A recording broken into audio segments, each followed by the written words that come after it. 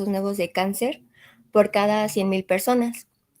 Y en cuanto a la mortalidad mundial, vemos que 15.7 personas por cada 100.000 mueren al Perdón, año doctora, antes de que de cáncer. continúes, me desconecté, se cortó la transmisión. ¿Estás dando cáncer de qué? ¿De próstata? Sí, doc. Es que la doctora me comentó que iban a dar cáncer de testículo y cáncer de vejiga. Ah, ok. Entonces deje quitar mi presentación. Sí.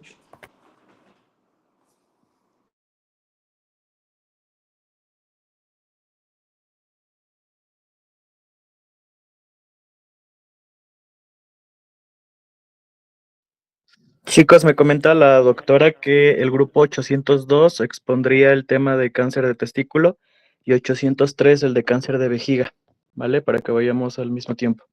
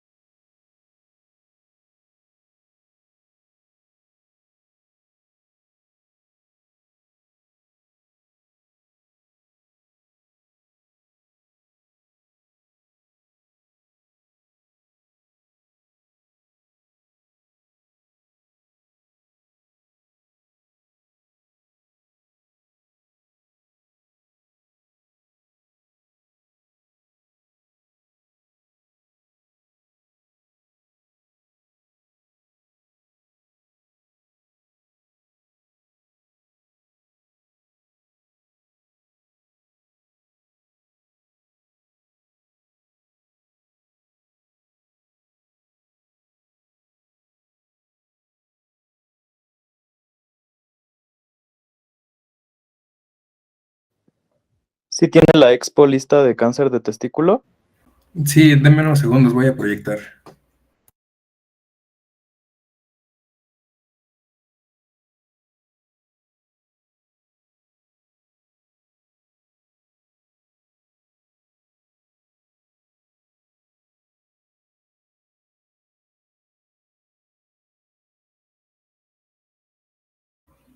¿Ya se ve en mi pantalla? Sí, ya se ve.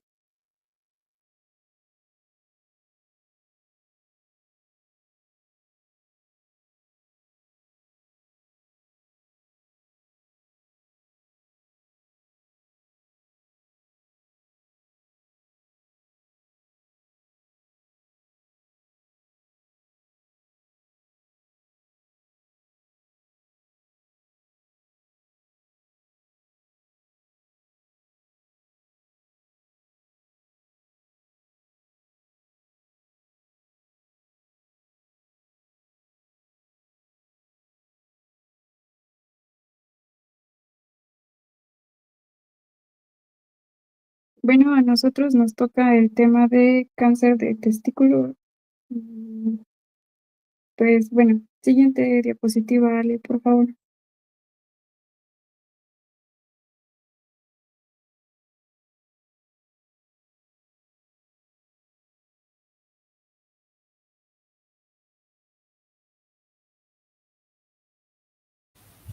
Bueno, vamos a comenzar y vamos a tener como definición que el cáncer de testículo va a ser una neoplasia maligna que se va a originar en las células de los testículos. Esto por cuestión de epidemiología vamos a ver que es más prominente en células germinales, pero pues también va a haber otros tipos, por eso vamos a ver posteriormente la clasificación. Se va a caracterizar por el crecimiento descontrolado de estas dichas células y pues estas pueden invadir otros tejidos y a su vez pues ya a largo plazo pueden generar una metástasis.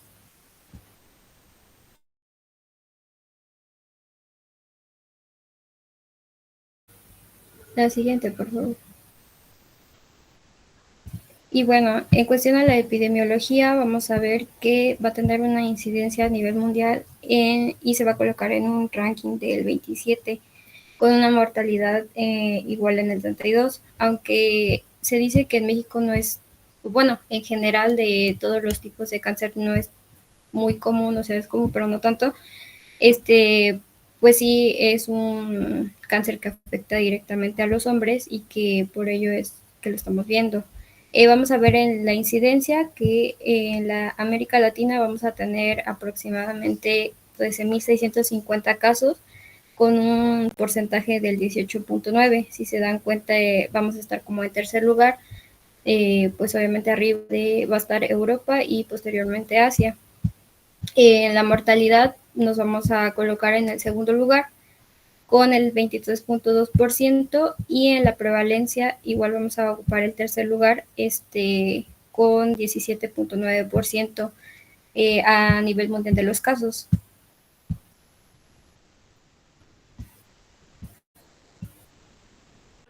Y en cuanto a epidemiología, doctora, ¿cuál es, en cuanto a epidemiología, cuál es la edad promedio de diagnóstico de un paciente con cáncer de testículo? Va a haber dos picos. El primero va a ser entre 15 a 35 años y el segundo va a ser a partir de los 50 años. El pico de incidencia es a los 33 años, el diagnóstico. Ok, doctor. Continúa. De acuerdo a la Secretaría de Salud Pública o parte del Gobierno de México, pues igual lo que nos acaba de decir el doctor, es que aproximadamente se ve afectada más que nada la población joven entre 15 a 35 años, pero como les comentaba, va a haber una segunda etapa de riesgo que va a ocurrir alrededor de los 50 años. Esto pues es tratado con quimioterapia y por ello es un padecimiento que se puede considerar quimiosensible, el cual permite que el 80% de los pacientes pues sobreviva a esta enfermedad.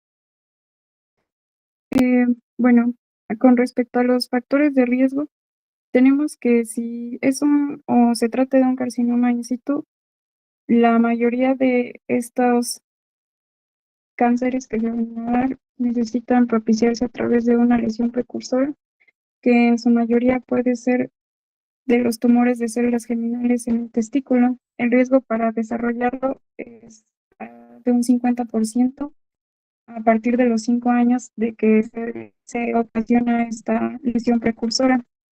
También tenemos alteraciones genéticas como el isocromosoma del brazo corto del cromosoma 12 o el 12p, una alteración en el locus del P53, un gen supresor que es el PTEN y una desregularización del programa pluripotencial de las células germinales a través de algunos marcadores específicos, y también puede ser un polimorfismo único de nucleótidos. También otro factor de riesgo es un antecedente de criptorquidia. Existe un riesgo de 4 a 6 veces mayor de presentar un tumor testículo. Disminuye a la mitad si la orquidopexia o la cirugía se realiza antes de la pubertad, y el riesgo del testículo contralateral es levemente mayor. Con antecedentes familiares hay un riesgo mayor en familiares de primer grado, como pueden ser hermanos o hijos, y la mayoría no tiene antecedentes familiares hablando de cáncer de testículo.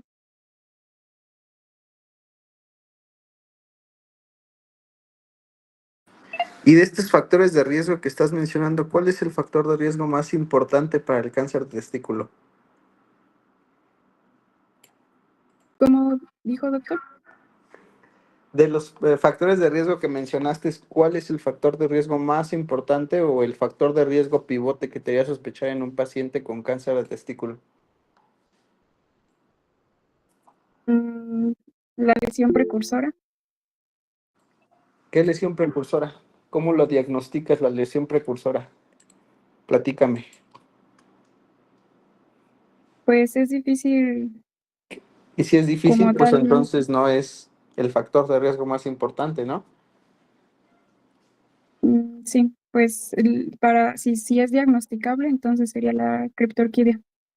La criptorquidia es el factor de riesgo más importante de todos los factores de riesgo para el cáncer de testículo. Como ya lo mencionaste, si un paciente no es atendido a partir de los 5 años, el factor de riesgo incrementa de un 10, 15, 20, 30% cada año de generar un cáncer de testículo a mayor edad. Entonces, esa siempre es pregunta de examen. ¿Cuál es el factor de riesgo más importante para el desarrollo de cáncer testicular? Es la criptorquidia, ¿vale? Sí, doctor.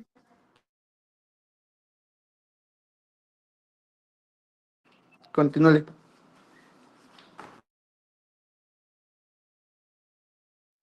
Otros factores de riesgo es el cáncer en el testículo contralateral. También puede ser la edad, que es lo que nos preguntaba en un inicio el doctor. Alrededor de la mitad de los tumores de los testículos se presentan entre los 20 y 34 años de edad. Y también puede ser, como lo dijo Adi, a partir de los 50. La raza también, con respecto a la raza blanca, hay un riesgo de 4 a 5 veces mayor, más que la raza afroamericana y 3 veces más que los asiáticos americanos. Y con respecto a los hispanolatinos y los indios americanos, el riesgo está entre los asiáticos y la raza blanca no hispanos. Y las alteraciones de fertilidad, pues los hombres con alteraciones de la fertilidad son de 1.3 veces más propensos. La posible explicación para esto es que está relacionado con el síndrome de disgenesia testicular. También puede haber otros factores ambientales y los fallos en el proceso de replicación del ADN podrían contribuir a ambas condiciones. En la bibliografía que consulté también decía que la estatura es un factor de riesgo, aunque no se explica exactamente por qué, pero entre más alto la persona puede tener o con mayor facilidad presentar cáncer en el testículo.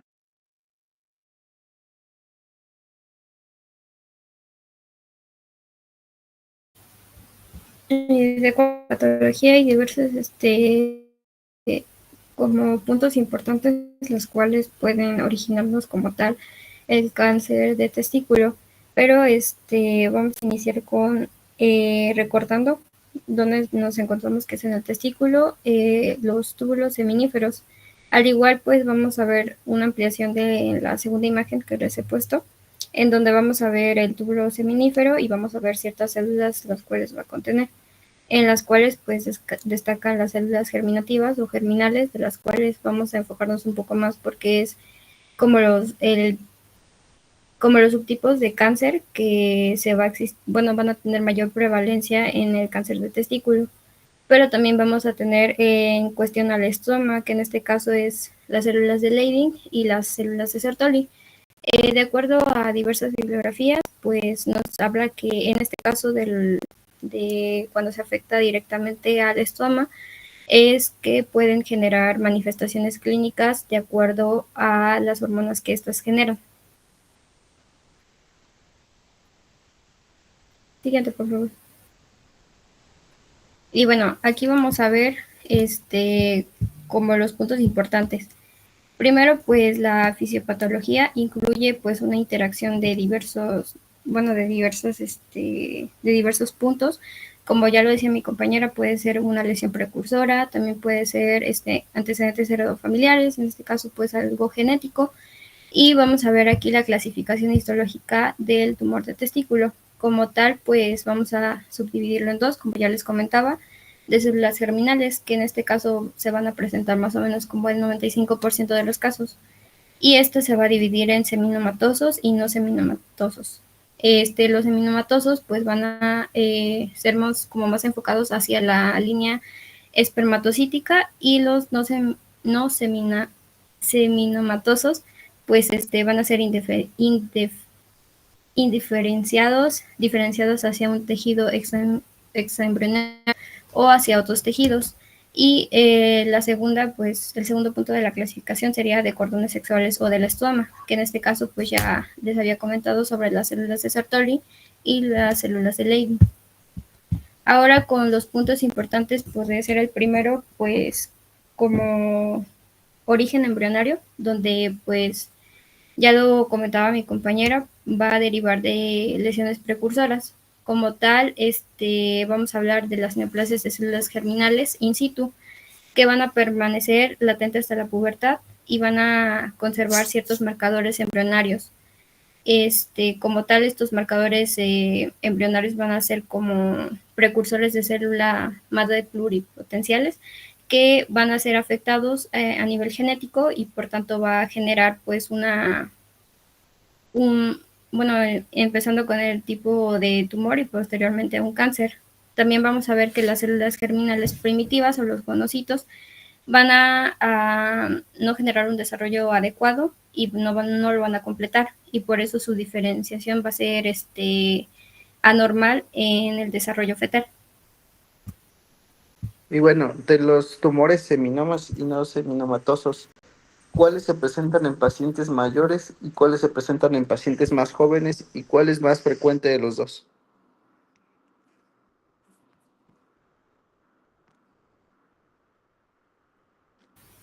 Me parece que el más frecuente va a ser los seminomatosos, y de las edades, la verdad es que no recuerdo, doctor. Eso es súper importante, ¿no? Porque si tienes un paciente joven de 15 años que sospechas en un tumor de cáncer de testículo, ¿en qué tipo pensarías, no? Un paciente joven. Los más comunes son los no seminomatosos, ¿vale? Y se van a presentar en pacientes más jóvenes, principalmente entre 15 y 35 años. Y los seminomas son menos frecuentes y se presentan en pacientes más grandes o de mayor edad, 25 a 45 años, ¿vale? Súper importante. Siempre es pregunta de examen también. Continúale. Sí, doctor, gracias. Siguiente, por favor. Y también vamos a ver algunas alteraciones cromosómicas, en este caso en el 12p, que es más frecuente en las células germinales independientes del subtipo histológico. Este es un punto importante porque decía que el 90% de los que presentan un tumor en los testículos pues van a tener como este tipo de anomalía. Esta implica una duplicación del brazo corto del cromosoma 12 y se encuentra en más del 80% de los tumores testiculares invasivos, además que contribuye a la proliferación celular y la progresión tumoral. También se van a encontrar más alteraciones en lo que es el cromosoma 11, y se encuentra igual en tumores testiculares, además de otras como alteraciones genéticas igual, como genes reguladores de la pluripotencial, que mantienen el fenotipo indiferenciado de las células tumorales, también el c-KIT o CD117, que va a ser un receptor de tirosina quinasa, que igual va a participar en la supervivencia de células germinales. Además que pues esta es como más importante en los seminomas. Y la SOX17 o SOX2, que van a regular el destino de la diferenciación. Entonces, pues más que nada el 17 se va a generar en el de seminomas, y en el X2 es más característico en el no seminomas.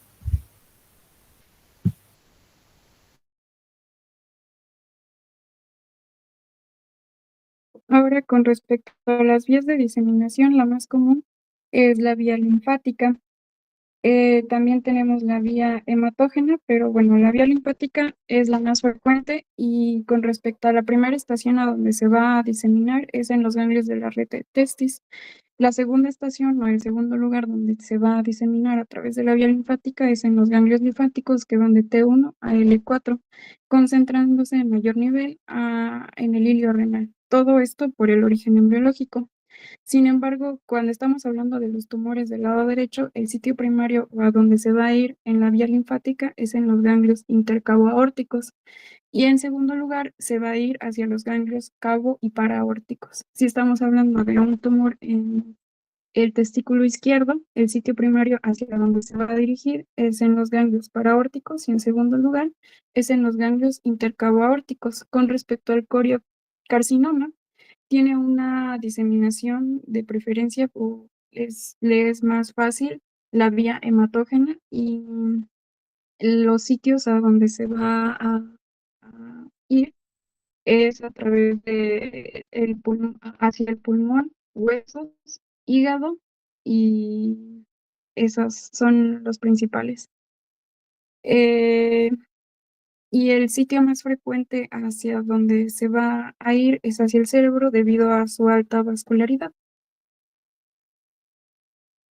Siguiente, Ale, por favor.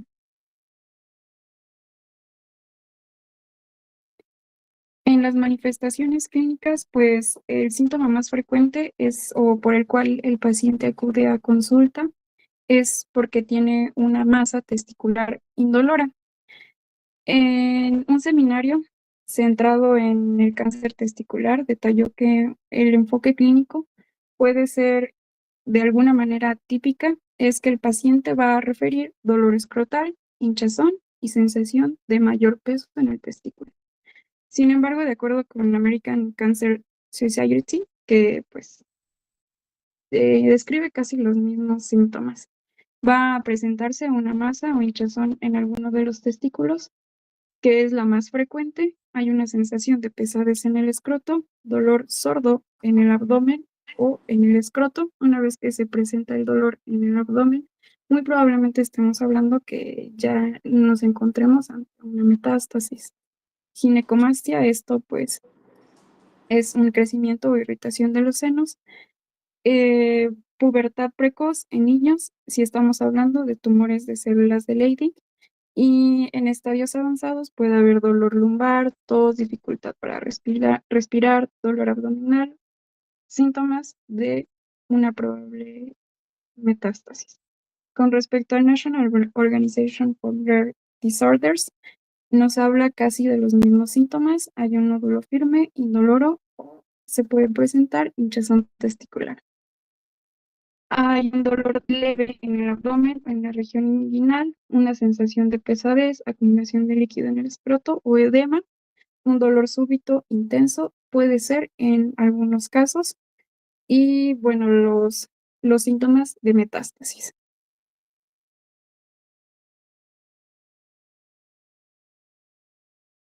Siguiente, Ale, por favor. Y antes de que pases a tu siguiente diapositiva, mencióname por lo menos unos 4 ejemplos de diagnósticos diferenciales de un cáncer de testicular. ¿Con qué puedes Sí, confundir un doctor. cáncer testicular? Mencióname 4. Pues puede haber una torsión testicular, pero en ese caso, pues el dolor es muy súbito. Ok, una torsión testicular. ¿Qué otra cosa?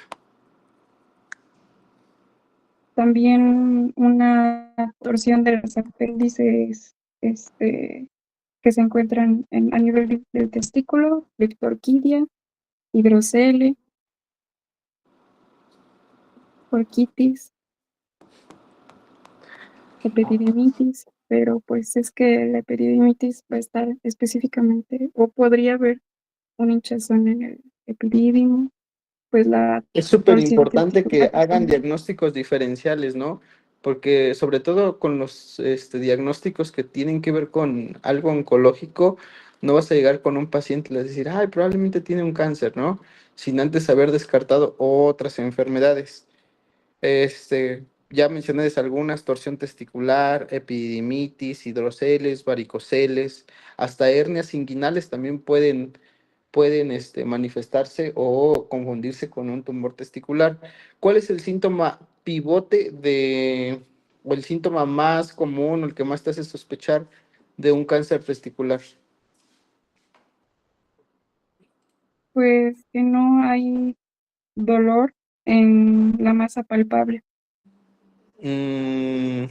No, el síntoma el más que te hace sospechar es el crecimiento del testículo. Es lo más común o lo más Ok, frecuente, ¿vale? Porque pues todo lo demás te puede generar unos sí, diagnósticos diferenciales como los que ya mencionamos, ¿no? Entonces, siempre que tengan un crecimiento testicular y que también, como bien lo dijiste, sea indoloro, hay que empezar un protocolo diagnóstico, y descartar diagnósticos diferenciales para cáncer testicular. Sobre todo, pues si tienen el antecedente de que es un niño que no le descendieron los testículos hasta después de los 5 años. Continúa. sí, doctor. De acuerdo al diagnóstico, yo me basé en la guía de práctica clínica y pues generalmente al principio indica primeramente con clínica y también puedes preguntar al paciente con antecedentes heredofamiliares para pues tener como un punto de partida, además como ya comentaba mi compañera, diferentes tipos de manifestaciones clínicas, la cual dice que pues la más importante es el dolor local y posterior el dolor de escroto. Después vamos ya directamente con lo que es las pruebas diagnósticas. Primera, bueno, como primer punto nos marca como un ultrasonido escrotal, que va a ser la primera prueba diagnóstica en pacientes con masa testicular, además de pues ya tener como antecedente los datos clínicos de sospecha, alguna masa testicular palpable o alguna elevación de ciertos marcadores tumorales, que ahorita los vamos a ver. Siguiente, por favor.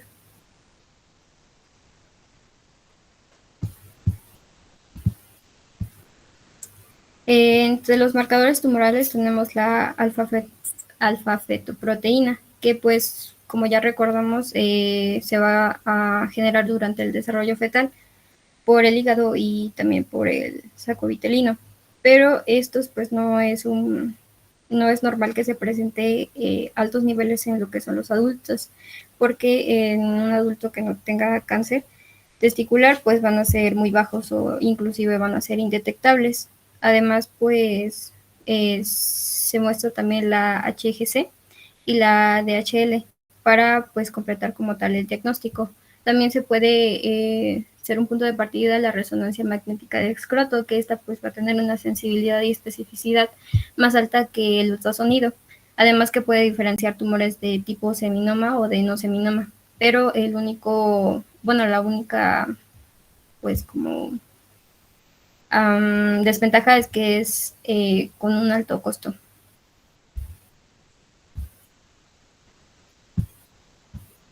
¿Y en cuál de los tumores, bueno, la voy a poner más sencilla? Están los seminomatosos y los no seminomatosos. ¿En cuál sí se eleva la alfa-fetoproteína y en cuál no? La alfa-fetoproteína, los niveles elevados, va a ser en los no seminomatosos. En los seminomatosos creo que el nivel pues no hay una alteración como tal. Perdón, se cortó un poquito. ¿Cuál me dijiste? Que se va a presentar en los no seminomatosos. En los seminomatosos realmente no hay una alteración de En la... los no seminomatosos, ¿se eleva o no se eleva la alfa-fetoproteína? Sí, sí se eleva. Sí se eleva. ¿Y en los seminomatosos?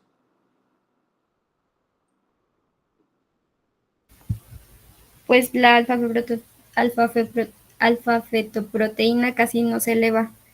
Es Y correcto, la alfa-fetoproteína en los seminomatosos prácticamente sale normal, ¿no? No es un marcador pronóstico, pero sí se tiene que solicitar. ¿Por qué? Porque en un primer instante tú no has hecho el diagnóstico histológico. Entonces tienes que ver, si te sale un paciente con una alfa-fetoproteína elevada, pues ya vas llevando tu diagnóstico hacia que probablemente sea un tumor de testículo no seminomatoso, ¿no? Es súper importante que lo conozcas. sí, la siguiente, por favor. Y pues aquí les dejo una tabla en donde pues habla de los marcadores tumorales, específicamente pues dónde está producida cada proteína o cada marcador y a su vez en qué tipo de tumores se expresa y en cuáles no, y también en algunos puntos como puede haber falsos positivos.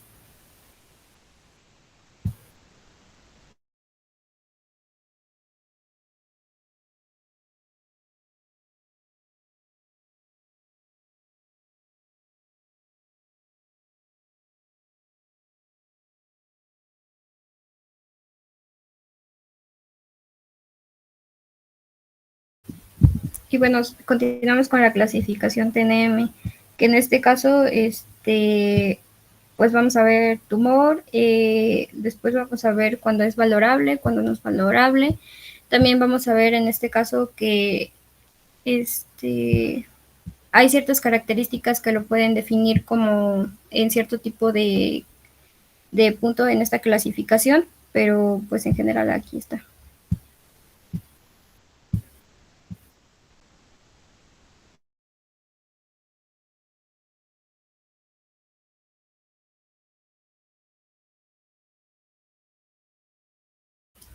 En cuestión a los factores pronósticos, pues primero vamos a empezar con los tumores no seminomas. En este caso vamos a dividir el pronóstico en bueno, intermedio y malo.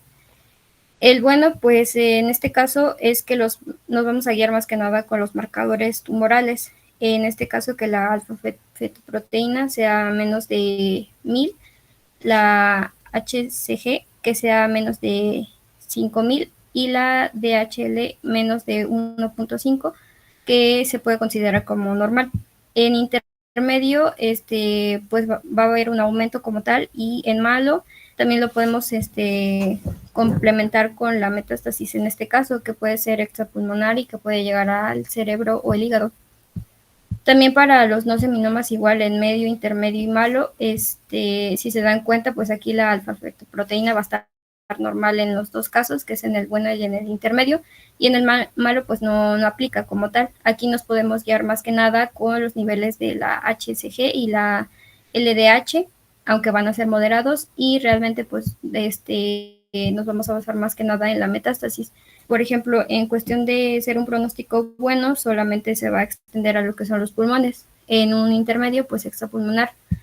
Y por último tenemos el factor pronóstico y el tipo de impacto que va a tener. Por ejemplo, si nos guiamos en el tipo histológico, pues los seminomas van a tener mejor pronóstico que los no seminomas. En los niveles tumorales, pues cuando salen elevados, pues va a haber peor pronóstico. En el sitio de metástasis, pues cuando es extrapulmonar, puede haber peor pronóstico. Y en el tiempo de tratamiento, pues si hay una demora, puede empeorar el resultado como tal. Y de los tipos histológicos, ¿cuál es el tipo histológico que tiene el peor pronóstico?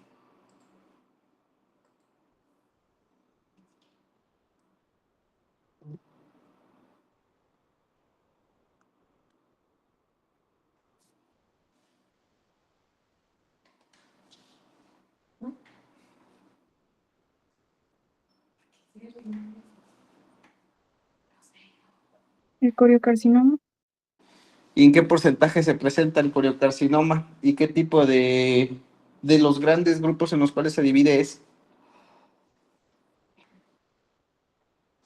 es menos del 5%. Se presenta en menos del 1%, del 1% o menos. ¿Y qué tipo es?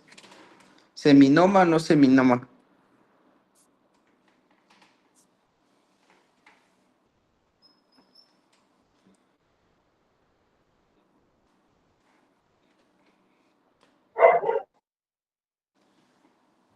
No seminimatoso.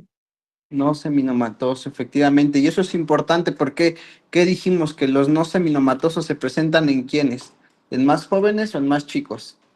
O en más jóvenes, perdón, o en más grandes. En más Jóvenes. grandes. Jóvenes. En más chicos. Se presentan en pacientes más jóvenes los no seminomatosos. Y el coriocarcinoma es el menos frecuente de los no seminomatosos, pero ese tipo de paciente, si sale con un coriocarcinoma, entonces es un paciente que tiene un muy mal pronóstico y una alta morbimortalidad. Entonces, por eso es importante que ustedes lo conozcan, ¿vale? Continúale.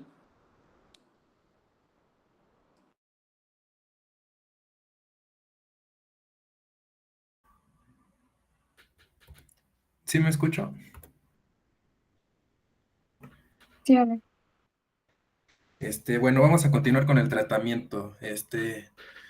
Bueno, en general, para los seminomas y los no seminomatosos, el tratamiento va a estar principalmente estandarizado para la orquiectomía inguinal radical con ligadura alta del cordón. Este básicamente va a ser el tratamiento terapéutico más frecuente y va a ser el principal indicado antes de otros procedimientos transescrotales, otros abordajes. Va a ser básicamente el primero que se va a realizar.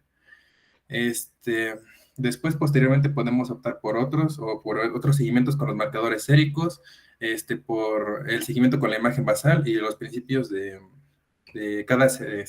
cada tipo histológico, ¿no?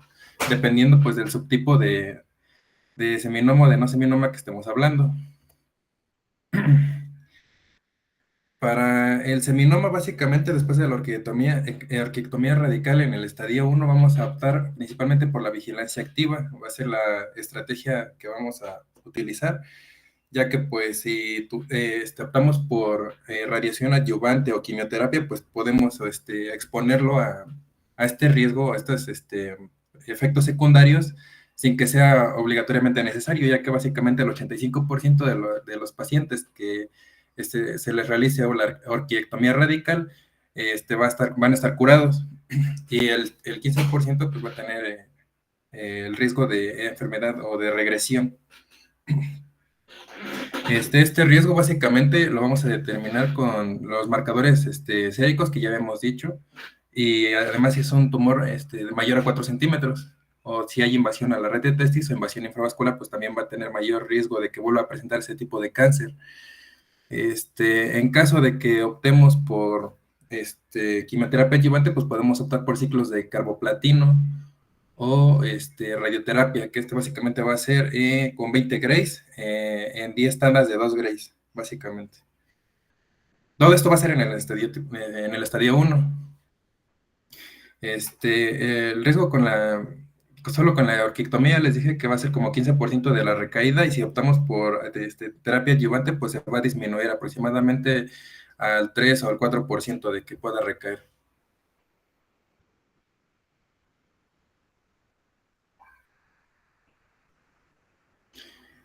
Esto creo que es lo mismo. Bueno, en el estadio 2 básicamente podemos optar por lo mismo. Además podemos sugerir, o lo que es recomendable va a ser la radioterapia, en la cual vamos a incluir los ganglios linfáticos paraórticos o los ganglios de la cadena ilíaca. O podemos optar por ciclos de quimioterapia con 3 ciclos de etopósido de bleomicina o etopósido de cisplatino. Para fines prácticos de la exposición, pues lo puse como BEP, con bleomicina, o con cisplatino va a ser el EP. Para la clasificación 2, 6 y 3, pues vamos a tener que clasificarlos de acuerdo a la clasificación que ya nos había comentado nuestra compañera Dilene, que les puse una tabla más adelante. Y en base a eso, pues vamos a optar por ciertos seguimientos. En caso de que nos pudiera quedar una masa después de todo el tratamiento, pues se va a tener que dar seguimiento. Los tumores residuales que van a medir menos